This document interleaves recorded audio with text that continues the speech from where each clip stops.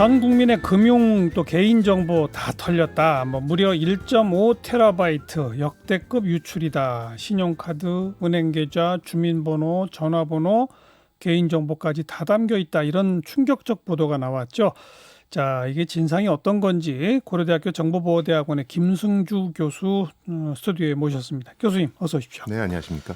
먼저 지금 이 보도를 잘 못 보신 분들을 위해서 좀 보도 내용을 좀 정리해 보면 이미 이제 다른 걸로 체포된 사람의 여죄를 추궁하는 과정에서 압수수색을 해보니까 1.5TB 외장 하드를 발견했다는 거죠. 네네. 그 안에 뭐가 있다는 거죠, 그러니까? 외장 하드 2개를 발견한 겁니다. 하나는 1TB고 하나가 500GB고요. 네. 근데 그걸 조사를 해보니까 그 안에 개인 정보가 있더라. 그런데 그 개인 정보에는 신용카드 관련한 정보들도 포함돼 있더라. 라는 게 내용이고요. 네. 근데 이제 사실은 이런 세부적인 내용 없이 이제 기사에는 1.5TB 상당의 개인정보가 유출됐다라는 맞아요. 식으로 사실은 나왔죠. 예. 근데 지금 정부 당국에서 발표한 걸로는 1.5TB 용량의 하드디스크가 발견된 것이고 그 안에 담긴 개인정보의 양은 한 61GB 정도 된다라고 지금 얘기가 나오고 있습니다. 그러니까 1.5TB가 전부 다 개인정보는 아니고 그렇죠. 61GB라고 해도 상당한 거 아니에요? 상당한 거죠. 그런데 사실은 저는 언론에서 이제 어떤 걸 내다 보니까 이런 어떤 타이틀을 달 수밖에 없었다라고 생각이 들지만 보통 이런 데이터베이스가 발견이 되면 이 정보들은 과거에서부터 계속 누적돼 온 겁니다. 그렇겠죠? 해커들이 정보를 쌓아놓거든요. 그래서 실제 조사를 해보면 이 정보들 중에 상당수는 이미 유효기간이 지난 그런 어떤 카드 정보나 이런 개인정보일 확률이 굉장히 높습니다. 예. 어쨌든 1.5TB로 충격을 주었는데 정작 61GB라는 거고 그렇죠. 교수님 말씀 61GB에 들어있는 개인정보 가운데서도 이미 지나간 정보들도 많을 것이다라는 것이고 그렇죠. 그런데 그러면 그 61GB의 분량의 정보가 무엇이고 어떤 것들이고 그래서 어떤 피해가 예상되는지 이런 거를 경찰이 됐건 금융감독원이 됐건 빨리 밝혀야 되잖아요. 근데 그렇죠. 또 보도를 보면 지난 몇 개월 동안 경찰과 금감원이 싸운다면서요? 이게 무슨 말이에요? 이제 그런 기사가 실렸습니다. 그랬더니 이제 오늘은 또 두 기관이 모여서 회의를 했더라고요. 네. 제가 보기에는 지금 이 하드디스크 안에는 순수하게 신용카드 정보만 있는 것 같지는 않습니다. 보통 해커들은 여러 곳에서 입수한 개인정보를 하나로 이렇게 모아놓거든요. 예. 그러다 보니까 신용카드 정보 외에 다른 개인정보도 담겨져 있게 되고 근데 이제 금융당국 입장에서는 자기들은 금융정보 외에 다른 개인정보를 볼 권한은 없거든요. 그러니까 이제 금융당국은 경찰 보고 금융정보만 추려서 달라고 그러는 것이고 경찰은 이제 빨리 같이 수사하자라고 얘기를 하는 것이고 그러다 보니까 그게 마치 핑퐁 게임처럼 보였던 것 같습니다. 근데 3개월이나 그러고 있으면 안 되잖아요. 사실은 그런 문제 때문에 어떤 개인정보 보호와 관련한 컨트롤 타워가 있어서 여기가 좀 이런 시급한 사안에 대해서는 좀 교통 정리를 해줬으면 좋았을 텐데 그게 좀 잘 안 됐던 것 같습니다. 그런데 정작 이 지금 이제 범인은 어쨌든 어떻게 이런 걸 뽑아낸 거예요? 보니까 ATM기하고 카드 가맹점의 포스 단말기를 해킹했다는데 네네. 그게 가능해요? 사실은 ATM 해킹이나 포스 단말기 해킹은 학술대회에서도 굉장히 많이 발표가 됩니다. 그래서 비단 우리나라뿐만이 아니고 외국에서도 많이 해킹이 일어나고 있고요. 사실은 지금 우리가 말하는 포스 단말기라고 하는 것이 원래는 개별 상점이 카드사랑 접촉해서 카드 단말기들을 전부 다 설치해야 되는데 이게 굉장히 이제 귀찮죠. 그러다 보니까 중간에 밴 사업자라는 이제 중간 사업자를 하나 낍니다.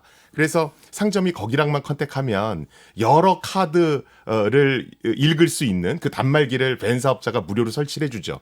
자, 이런 구조에서 우리가 상점에서 신용카드를 긁으면 그것은 중간에 밴 사업자를 거쳐서 카드사로 넘어가게 됩니다. 그러다 보니까 이제 이 포스 단말기가 취약하거나 아니면 밴 사업자가 보안 관리를 잘못하면 중간에 이제 있는 어떤 밴 사업자를 통해서 개인정보가 다 유출될 수 있죠. 지금 수사당국에서는 포스 단말기가 직접 해킹됐다라기보다는 아마 중간에 밴 사업자의 컴퓨터가 털린 것 같다. 그러다 보니까 이제 유출된 정보량이 더 많아진 거죠. 네. 그런데 다행히도 여러 카드 정보가 유출됐는데 비밀번호는 암호화돼서 보관돼 있어서 그나마 다행이다라는 보도가 나오고 있는 것 같습니다. 아니 그런데 신용카드 계좌 카드 넘버 있잖아요. 네네. 그다음 유효 기간 있잖아요. 네. 그것만 있으면 비밀번호 없어도 할 수 있는 게 많지 않아요? 그런데 사실은 이게 외국 같은 경우는 카드 번호와 유효 기간, 그리고 이제 CVC 값이라고 그래서 뒤에 맞아요, 있는 세 자리 번호, 세 단위 숫자. 네네. 그것만 있으면 사실은 어느 정도 결제를 할 수 있죠. 예. 근데 이제 우리나라 같은 경우는 뭐 논란이 됐던 공인인증서부터 시작해서 여러 가지 추가적으로 요구하는 보안 장치들이 있습니다. 예. 그러다 보니까 이제 그런 것들이 어느 정도 사고를 막아주는 역할을 하기도 하고요. 실제로 우리가 좀만 생각해봐도 핑퐁 게임을 3달을 했다 그러는데 네, 그럼 네. 3개월 동안 노출된 카드 번호가 무방비로 방치돼 있던 거잖아요. 그러니까요. 만약에 그랬으면 우리 지금 금융 시스템은 완전히 붕괴가 돼서 여러 카드 사용자들이 돈이 내가 안 쓰던 게 막 결제됐어요. 막 이렇게 나가 피해 그렇죠. 신고가 들어와야 그렇죠. 되는데 그런데 그런 것들이 없는 걸로 봐서는 예. 이게 유출됐다 하더라도 기존의 어떤 여러 가지 보안 시스템들이 잘 막아주고 있었던 것 같습니다. 그리고 ATM기는 현금 인출하고 막 그러는 거잖아요. 네네. 그럼 거기는 이제 은행 계좌, 그다음 뭐 개인 정보, 주민등록번호 이런 것들도 다 있을 거 아니에요. 보통 이제 우리가 ATM 기계에도 카드를 집어넣으면 네. 거기서 이제 정보를 읽어서 은행으로 전송하는 거거든요. 그 정보를 읽는 단계에서 해킹 프로그램이 그걸 네. 가로채는 겁니다. 네. 그래서 우리가 보통 거기도 비밀번호는 암호화됐어요? 원래 이제 암호화 시켜서 저장을 해야 되는 거죠. 그래서 보통 이렇게 우리가 은행 ATM 기계에 가보면 입구, 그러니까 카드를 넣는 입구에 이상한 거 부착돼 있으면 조심하세요. 그래서 맞아요. 사진이 있을 겁니다. 그게 카드 복제한다는 그게 거죠. 중간에 복제하는 장치입니다. 어. 또 가급적 이렇게 건물 내부에 있는 거 말고 외부에 있는 ATM 예. 기계들이 있지 않습니까? 예. 그런 것들은 가급적 사용하지 말라고들 보통 주의를 줍니다. 예. 그렇게 해서 카드가 복제된다면 어떤 피해가 예상되고 우려되는 거예요? 사실은 카드가 일단 복제가 되면 우리가 사실 카드를 결제할 때는 지금은 신용 단말기가 설치됐기 때문에 카드를 넣고 그 안에서 뭐 비밀번호도 입력을 하고 뭐 여러 가지 절차를 거쳐야 되지 않습니까? 근데 우리가 오프라인에서 결제를 하다 보면 그런 것들을 잘 체크 안 하는 것도 많습니다. 뭐 비밀번호를 입력하라든가 아니면 서명 같은 것도 대조 안 하는 경우가 많죠. 예. 그럴 경우에는 이제 부정 거래가 발생하는 겁니다. 그런데 이것 역시 지난 3개월 동안 그런 심각한 피해 신고가 아직 없다. 현재로서는 그런 것 같습니다. 어. 그렇지만 분명히 이 중에는 살아있는 카드 번호도 있기 때문에 예. 지금 이제 빨리 파악을 해서 살아있는 카드 번호 중에서 유출된 거는 빨리 이제 카드 교체를 하라고 통보를 해줘야 될 것 같습니다. 근데 아무튼 충격적 보도는 있었으나 3개월 동안 또 제대로 조사도 안 됐다라고 하는 고발도 있었으나 피해가 별로 없다면 이게 별거 아닌 사건이에요. 뭐예요? 그렇지만 네. 사실은 이 벤 사업자의 보안 문제는 어제 오늘의 일은 아닙니다. 벤 사업자가 중간에 이제 포스 단말기를 무료로 설치해주고 그 수수료를 받아서 영업을 하는 거거든요. 네. 근데 이제 벤 사업자들이 많아지다 보니까 이게 좀 출혈 경쟁이 되고 그러다 보니까 이제 제대로 된 보안 시설을 갖추기가 쉽지가 않습니다. 그래서 이런 사고가 났을 때 과연 카드사가 책임을 져야 되는 건지 벤 사업자가 책임을 져야 되는 건지 아니면 보안 대책은 누가 중심이 돼서 마련해야 되는 건지 이런 것들에 대한 논의가 매번 이런 네. 사건이 있을 때마다 나오다가 또 쑥 들어가고 나오다 쑥 들어가고 그랬거든요. 그래서 이번 기회에 좀 그런 책임이 어디가 져야 되는가 하는 이런 역할 분담을 좀 명확하게 할 필요는 있을 것 같습니다. 모신 김에 얼마 전에 왜 1,700만 명이 가입했다는 토스 뭐 부정결제 이러고 나왔잖아요. 네네. 이건 뭐예요? 어떤 일이 벌어진 거예요? 그러니까 토스에서 뭐 지금은 이제 아이디 비번 도용이라고 그러죠. 우리가 보통 사이트들 여러 사이트의 비밀번호를 동일한 걸 쓰지 않습니까? 그래서 다른 사이트에서 유출된 비밀번호를 가지고 토스에 그대로 로그인해서 부정결제를 했다라고 지금 보고 있습니다. 그게 한 8명 정도 8명. 사용자가 그랬고요. 예. 금액은 938만 원입니다. 총액이. 예. 사실은 1,700만 가입자 중에서 그렇게 많은 수는 아니죠. 그러네요. 극히 일부긴 하네요. 그런데 여기서 논란이 됐던 것이 우리나라는 이런 사고만 나면 약간 좀 기술 만능주의, 정책 만능주의가 있습니다. 그러니까 사고가 났으니까 보안 대책을 더 마련해야 되는 거 아니냐, 네. 정책을 정비해야 되는 거 아니냐 이런 거죠. 예. 근데 외국 같은 경우는 사고가 났을 때 기업이 취하는 것은 두 가지 중에 하나입니다. 하나는 기술적인 대책을 강구해서 추가적으로 설치하거나. 근데 만약에 이것들을 설치함으로써 간편해지지 않고 더 불편해진다라면 그냥 돈으로 배상을 합니다. 근데 우리는 너무 기술적으로만 어떻게든 해결하려고 그러는 거죠.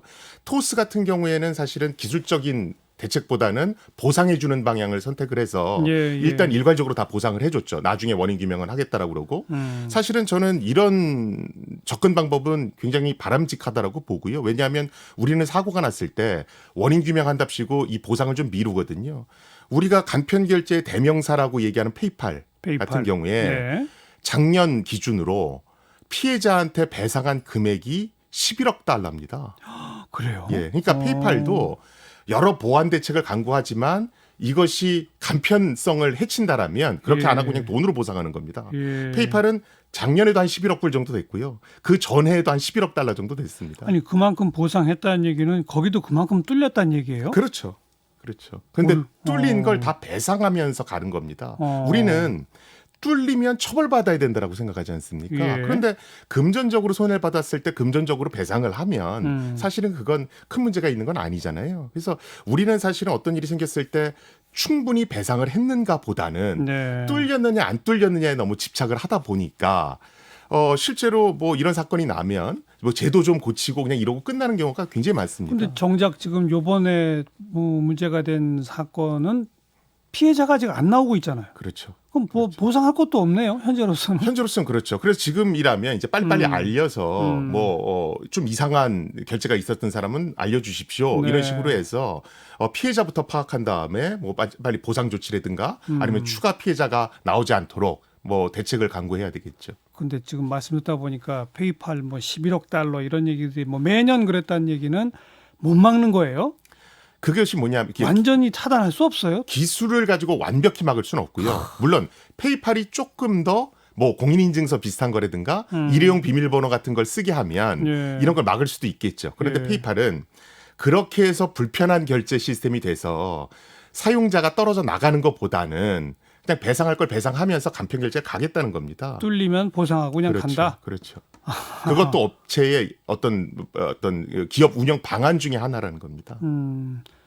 그러면 거긴 보안 관리에 투자를 별로 안 하나요? 굉장히 많이 하죠. 하는데도 그렇죠. 그걸 완벽히 막을 수가 그렇죠. 없다. 그래서 페이팔 같은 경우는 2018년도에는 전체 거래 규모의 0.18% 정도 되는 금액을 배상했고요. 그게 이제 좀 떨어진 겁니다. 0.15% 정도. 그러니까 그 배상 금액을 자꾸 낮추는 게 목표인 거죠. 11억 달러가 어마어마한 돈이지만 전체로 따지면 얼마 안 되는 거군요. 그렇죠. 네, 알겠습니다. 아무튼 지금 좀 언론이 너무 과잉되게 1.5 테라바이트 개인정보 털렸다. 이건 잘못된 보도군요. 그러니까 너무 저는 그런 어떤 불안 심리는 조장을 좀 안 했으면 좋겠습니다. 그래야 되겠죠. 고려대학교 정보보호대학원의 김승주 교수 고맙습니다. 네, 감사합니다.